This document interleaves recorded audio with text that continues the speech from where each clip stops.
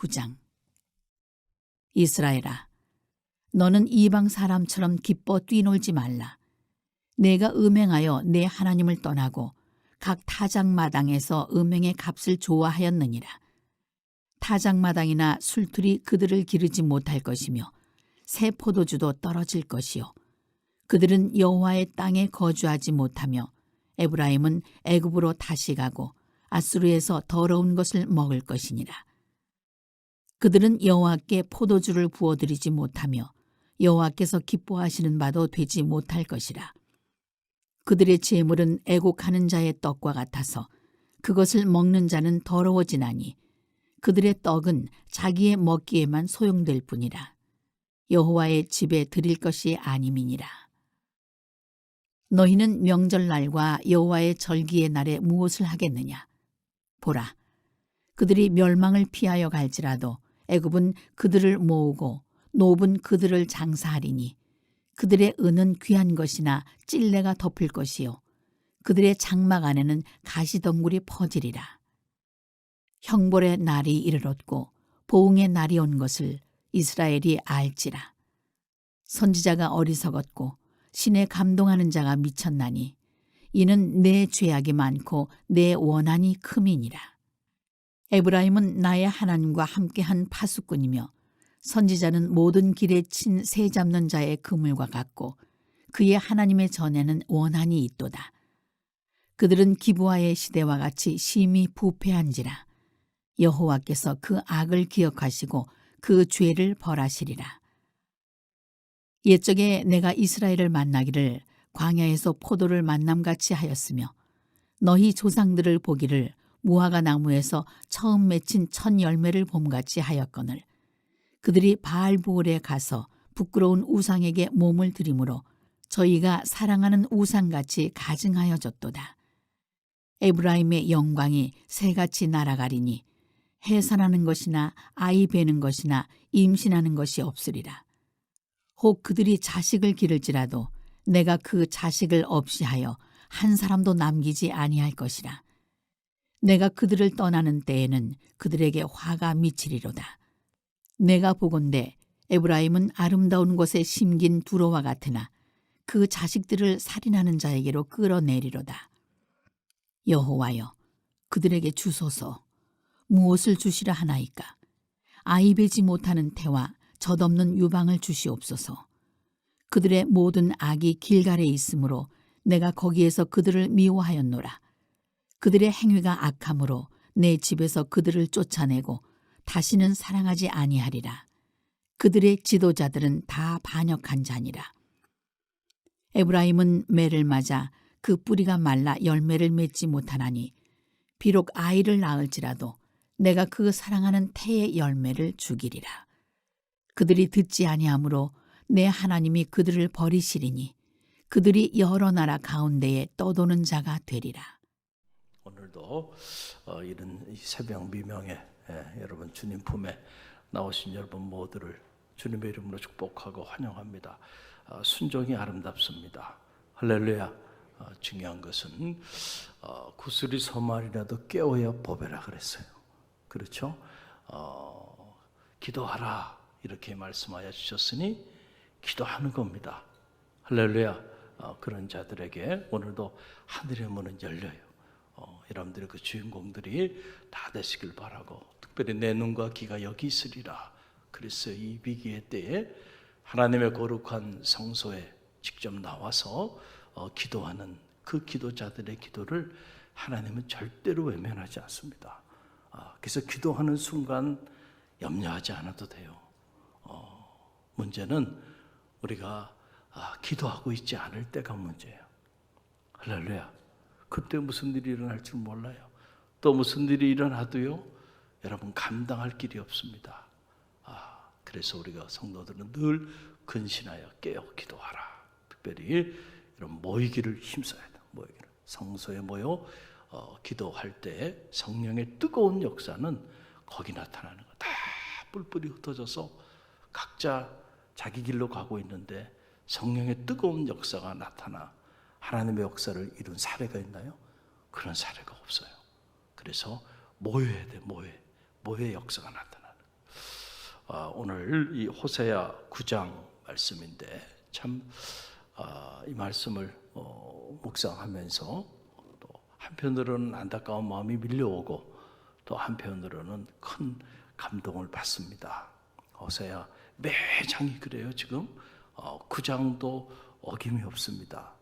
겉으로 드러난 표면적인 메시지를 보면 하나님의 그 심판의 메시지, 이스라엘의 죄악과 그 죄에 대한 무서운 하나님의 심판의 그러한 메시지가 이 9장의 처음부터 마지막까지 기록이 되어 있는데, 그런데 우리가 행간을 읽어라 그랬잖아요. 영어에도 그런 말이 있어요. Read between the lines.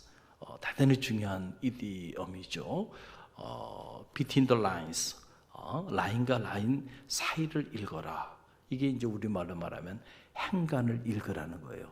즉 하나님의 말씀, 지금 호세아 9장 말씀을 그냥 여러분이 뭐 통독을 하거나 큐티를 하거나 이렇게 묵상해 보면 하나님의 이스라엘의 죄악과 하나님의 그 무서운 형벌과 심판에 관한 이야기입니다. 그 이야기뿐입니다. 그런데 우리가 행간을 기도하는 마음으로 읽다 보면 그 행간 속에 뭐가 담겨 있냐면 이스라엘 백성들을 향한 하나님의 애끓는 그 마음이 담겨 있단 말이에요. 할렐루야. 애간장이 탄다. 옛날에 그런 말을 했잖아요. 부모가 자식을 사랑하는데 그냥 사랑하는 게 아니에요. 자기 오장육부가 다 끊어질 정도로, 그 정도로 안타까운 마음을 가지고 자식을 사랑하는 겁니다.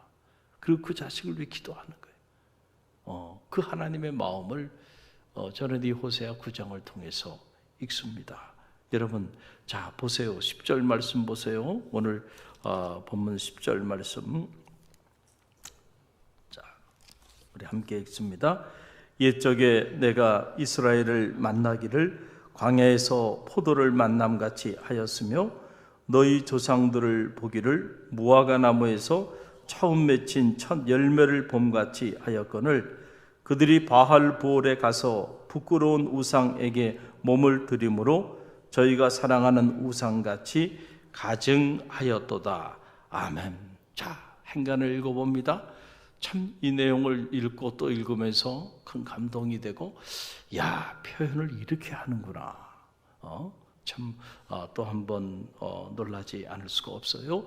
이스라엘 향한 하나님의 러블레러, 이게 뭐 호세아구나, 호세아서구나. 이걸 다시 한번 알게 되는데, 이스라엘 백성들을 향한 하나님의 마음이 두 가지 비유로 이렇게 표현되고 있어요. 하나는 바로 뭐냐면 광야에서 포도를 만남 같았다는 거죠. 내가 옛적에 너희를 만났을 때에 광야에서 뭘 만난 것 같았어요? 포도를 만난 것 같았다. 여러분, 이 이스라엘의 광야를 가보신 분도 있겠지만은 가보지 않은 분들은 잘 상상이 안 돼요. 왜냐하면 우리나라는 이게 그런 광야를 볼 수 있는 공간이 없습니다. 우리나라는 보이는 것이 다 나무고 산이고, 세상에 이런 나라가 또 있겠나 싶어요. 도시 한복판에 거대한 국립공원이 있고요. 여러분, 이런 사례는 거의 없습니다. 전 세계 어디를 다녀도요. 특별히 중동 지역으로 이스라엘 성지순례 갈 때 한번 여러분 비행기를 타고 한번 쭉 가면서 그 아래를 내려다 보세요. 끝없이 붉은 땅이 나옵니다. 저도 유다 광야를 들어가 봤는데 보니까 전후 좌우 풀 한 폭이 없습니다. 여러분, 그게 광야입니다. 그런데 그런 광야에서 내가 너희를 옛적에 만났을 때 그런 광야에서 무엇을 만난 것 같다고요? 포도송이를 만난 것 같다는 거예요. 여러분, 그런 광야에서 물 한 모금, 그 물 한 모금 접하는 것도요, 큰 축복이고 큰 감동일 텐데, 그게 아니고 달콤한 포도송이를 만났다고 한번 생각해 보세요. 여러분, 우리가 지금 여기서 생각하는 포도송이 그냥 마트에 가면 널려 있고요, 그저 가수원에 가면 그냥 주렁주렁 열려 있으니 그 뭐 포도송이 만난 거 그 뭐 대수롭지 않게 생각하지만은 당시 이스라엘의 그 그 삶의 자리 가운데 보게 되면 하나님이 이렇게 표현하셨구나. 내가 너희를 처음 만났을 때 이 포도송이를 만난 것 같았어. 그러니 하나님의 마음이 말이죠. 얼마나 기쁘고 얼마나 감격스러웠는가. 그들을 향한 하나님의 그 사랑, 그 사랑을 우리는 이 대목에서 알 수 있죠. 이스라엘이 뭐 사랑받을 만한 자격이 있었기 때문에 그랬나요? 아니잖아요. 그들은 애굽에 노예로 살고 있었습니다. 정말 비천하고 보잘것없는, 그런데 은혜입니다. 그런 그들을 이 광야에서 포도송이 만난 것 같은 그 기쁨과 감격으로 그들을 사랑했다는 거예요. 이게 하나님의 마음이에요. 할렐루야. 우리 삶도 마찬가지죠. 여러분, 우리가 예수 그리스도를 영접하기 이전에 우리 삶이라고 하는 것은 마치 이스라엘이 저 이집트의 노예로 버려져 있는 것 같은 그런 삶을 살았던 거예요. 그런데 하나님께서 그의 아들을 보내시고 그의 은혜로 우리를 당신의 자녀 삼아 주신 거예요.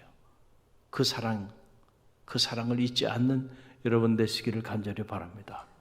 그렇게 품어주셨다. 또 보니까 무화과 나무에서 처음 맺힌 첫 열매를 봄 같았다.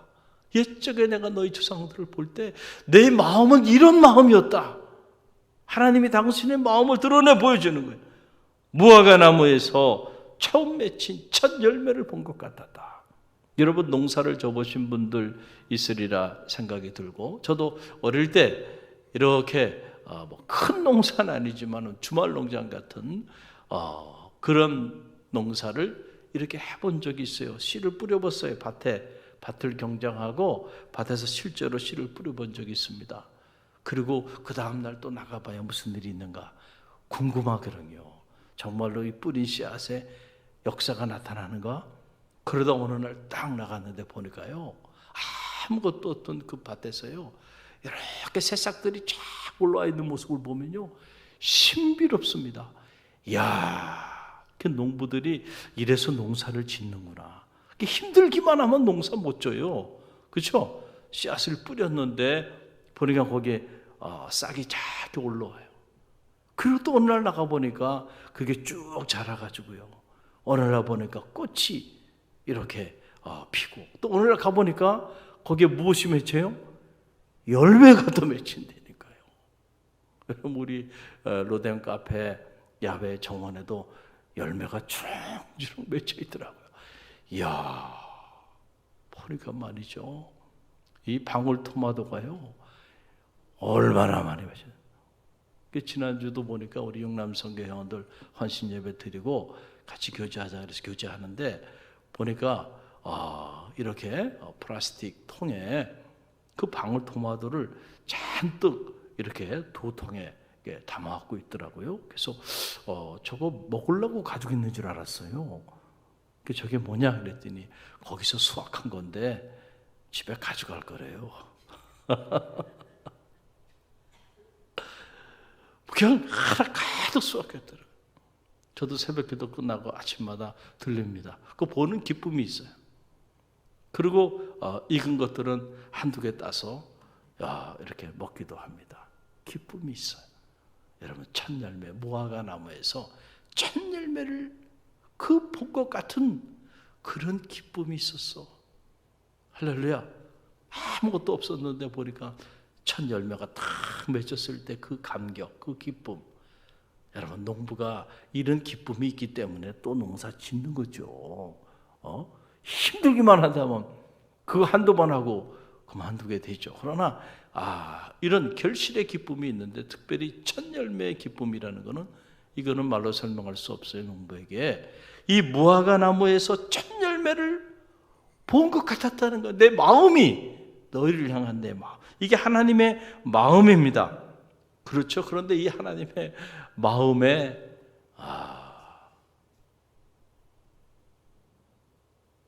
배신을 한 거예요. 이스라엘 백성이 이 하나님의 마음을 읽지 못하고 이런 하나님의 등에 칼을 꽂은 거예요. 여러분, 이게 이스라엘 백성들의 모습의 그 안타까운 그 모습을 오늘 말씀을 통해서 우리에게 보여주는데 10절 하반절에 보게 되면 그들이 바알 보올에 가서 부끄러운 우상에게 몸을 들임으로 저희가 사랑하는 우상같이 가증하였도다. 하나님은 이쪽에 그들을 볼 때에 광야에서 포도를 만난 것 같았고 그 마음이, 그리고 무화과 나무에서 첫 열매를 본 것 같은 그런 마음이었는데, 그런데 그들이 어떻게 했다는 거예요? 바알 보올에게 가서 부끄러운 우상에게 몸을 들임으로 저희가 사랑하는 우상같이 가증하였도다. 여러분, 옛말에 그런 말이 있잖아요. 효도도 손발이 맞아야 한다, 이런 말이 있잖아요. 손발이 맞아야 돼. 하나님과 우리 사이에 손발이 맞아야 역사가 나타나요. 여러분, one side love, 짝사랑만 가지고는 역사가 안 나타난다니까. 한쪽에서는 어마어마하게 사랑하는데 한쪽에서는 전혀 사랑하지 않아요. 오히려 사랑은 고사하고요. 이 이스라엘 백성들처럼 오히려 그렇게 자신을 사랑하는 그 사랑하는 하나님을 뒤로하고 바알 보올에게 가서 우상에게 절하고 오히려 우상을 사랑하면서 사랑의 대상을 바꿔버립니다. 그럼 역사가 안 나타나는 거예요. 아무리 하나님이 자기 아들까지 우리에게 내어주시기까지 사랑하셨어도 그 하나님의 사랑에 반응하지 않고 오히려 그 하나님의 사랑에 against 한다 그러죠. 등을 돌리고 그리고 세상을 향해 나아간다고 한다면 여전히 그 사랑은 유효하지만 그 사랑을 경험할 수 없게 된다라고 하는 그런 얘기예요. 그래서 여러분, 그렇게 스스로 하나님의 품을 떠나고 하나님의 마음을 저버리고 그리고 하나님 그 사랑에 배신했던 이스라엘 백성들의 운명이 어떻게 되는가? 여러분, 그 운명에 관한 내용이 나오는 거예요. 11절로 12절 말씀, 11절 12절 함께 읽습니다. 에브라임의 영광이 새같이 날아가리니 해산하는 것이나 아이 베는 것이나 임신하는 것이 없으리라. 혹 그들이 자식을 기를지라도 내가 그 자식을 없이 하여 한 사람도 남기지 아니할 것이라. 내가 그들을 떠나는 때에는 그들에게 화가 미치리로다. 참, 여러분, 이것이 인류의 운명이고요. 창조주 하나님을 떠난 인간의 운명입니다. 그들에게 어떻게 되나요? 에브라임의 영광이 새같이 날아갈 것이다. 여러분, 새가 한번 확 한순간에 날아가 버리잖아요. 에브라임의 영광이 새같이 날아가 버리고 말 거야. 그리고 해산하는 것이나 아이 베는 것이나 임신하는 것이 없을 것이다. 다 같은 말이죠. 더 이상 하나님께서 그 가문의 축복을 허락하여 주지 않을 거다. 설사 자식을 양육한다 할지라도 그 자식이 하나님의 축복 가운데 생명이 오래가지 못하고 결국은 그 자식도 끊어지게 될 것이다. 그러면서 마지막 결론 부분에 나온 말이 무슨 말이에요? 하나님이 떠날 때에 그들에게 무엇이 이 말이라? 화가 이 말이라. 할렐루야. 여러분, 이 말씀을 잘 기억하세요. 저는 바라기는 여러분의 가정이 하나님이 떠나는 가정이 아니라 하나님이 함께하는 가정이 되기를 간절히 바랍니다. 여러분의 자녀의 인생이 하나님이 떠나는 인생이 아니라 하나님이 함께하는 인생이 되길 간절히 바랍니다. 또 여러분의 인생도 하나님이 떠나는 인생이 아니라 하나님이 함께하는 인생이 되길 간절히 바랍니다. 하나님이 떠날 때 남는 건 뭐밖에 없어요? 화밖에 없다는 겁니다. 여러분, 우리 갈릴리 교회가 하나님이 떠난 공동체가 아니고요, 하나님이 함께하는 그런 공동체가 되기를 간절히 바랍니다. 어젯밤에도 이렇게 저녁에 나와서 말씀을 준비하고 이렇게 있으면서 제 안에 이렇게 밀려오는 생각 중에 하나가, 그렇구나, 우리가 편하고 안락하고 또 그래서 우리가 큰 부담 없이 이렇게 안주하며 신앙생활하는 것이 얼마나 무서운 독이 되는가, 그 생각이 이렇게 막 밀려오더라고요. 여러분, 세상의 어느 공동체도요, 편안함을 추구하고 그리고 현실에 안주해서 살아남는 공동체는 없습니다. 다 그런 공동체는 아예 흔적도 남지 않고 사라져 버립니다. 끝없이 자기를 혁신해 가면서요, 무한 경쟁 속에서요, 계속 자기를 관리하고, 그리고 공동체는 공동체, 기업은 기업대로 그 주어진 목적을 이루기 위하여 부단히 몸부림치며 달려가야 겨우 살아남습니다. 할렐루야. 저는 하나님의 교회도 마찬가지로 여기가 좋사오니 아니라니까요. 여러분, 하나님 우리에게 맡겨진 사명을 향하여, 팻대를 향하여 내가 지금까지 이룬 거 이거 안주하지 않겠다는 거 아닙니까? 사도 바울이 앞을 향하여 달려가리라. 할렐루야. 우리가 복음을 전하는 그 사명을 위해서 우리가 멈추지 말고 달려야 된다. 할렐루야.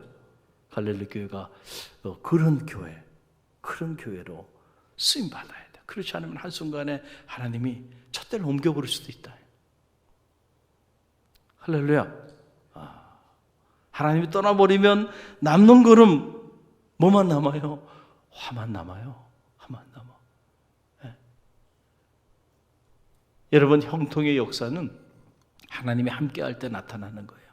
그래서 하나님이 함께하는 사람에게는 어떤 고난도요, 염려할 필요가 없어요. 왜냐하면 하나님이 함께하면 고난도 유익하기 때문에, 고난을 통해서도 하나님은 놀라운 역사들을 이루어 가요. 이게 하나님이 함께하는 사람들의 특징이고 하나님이 함께하는 공동체의 특징입니다. 그러나 하나님이 함께하지 않고 하나님이 떠나버리면, 고난이 오면 한순간에 그 고난 때문에 무너져서 여러분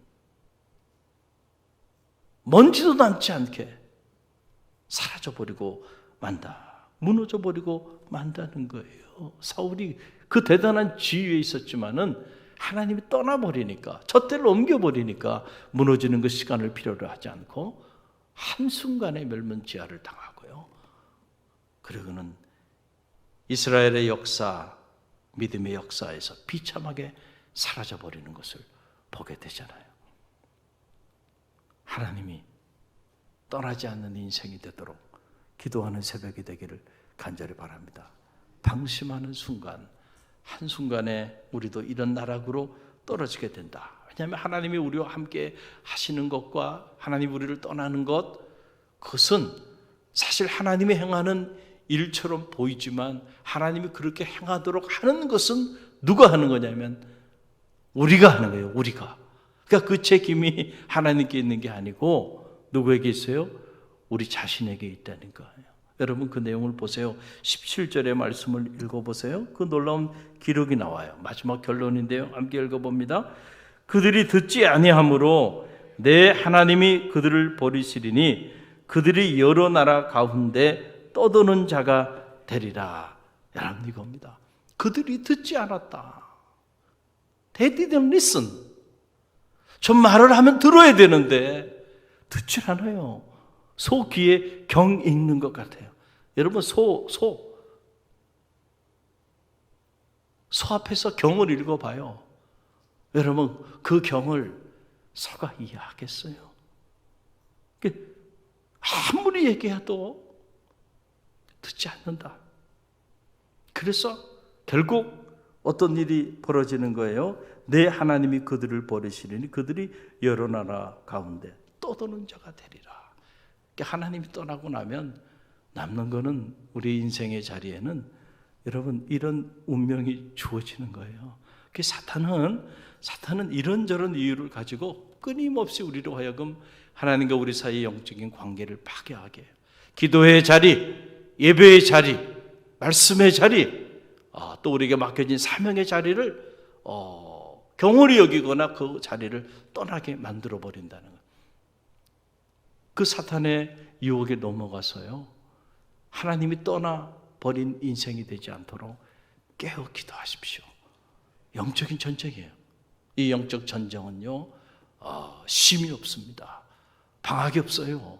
언제 어느 순간에 나도 모르는 사이에 내가 듣지 않는 자로 전락해 버리게 될지 우리가 우리 자신을 잘 점검하는 지혜가 있게 되기를 간절히 바랍니다. 오늘 주신 말씀 붙잡습니다. 저는 바라기는 여러분 모두가 하나님의 마음 우리를 바라보실 때에 광야에서 포도 소기를 만난 것 같았던 그 하나님의 마음, 그리고 무화과 나무에서 첫 열매를 본 것 같은 그 감격, 그 사랑 우리가 잊지 말고요. 그 사랑의 소리에 귀를 기울일 줄 아는 갈릴리 모든 성도들이 되시길 간절히 바랍니다. 그래서 하나님이 여러분의 인생에 떠나는 인생이 아니라 함께하는 인생이 되세요. 하나님이 예비하신 형통의 복을 누리는 축복이 있기를 주님의 이름으로 간절히 축원드립니다.